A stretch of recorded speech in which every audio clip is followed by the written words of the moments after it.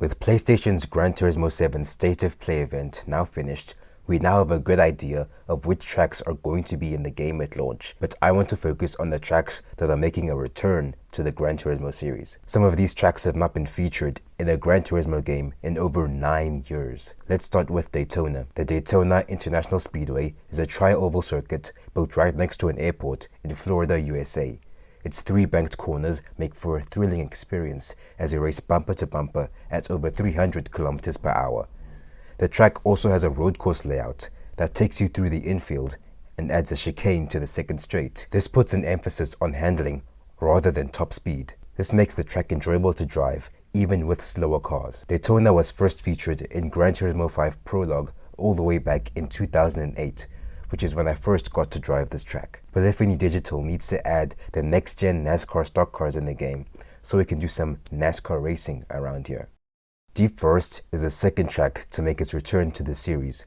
We finally learned about the location in which Deep Forest is based on. It's in Switzerland. This is an odd choice when you consider the fact that motorsport was banned way back in 1955 after the tragic 24 Hours of Le Mans incident. The track wasn't included in GT Sport because, according to Kazunori Yamauchi, the scale of objects around the track was incorrect, with really big trees and unrealistically wide curbs. Thankfully, this has been fixed, and you can now enjoy racing on this track with the realistically sized trees around you and the mountains in the distance.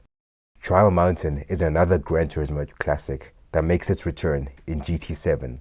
Just like Deep Forest, this track received a complete redesign, which unfortunately sees the final chicane redesigned. This means you can no longer launch the car into the air at the final chicane just for fun. This at least means that online races won't be chaotic at the chicane.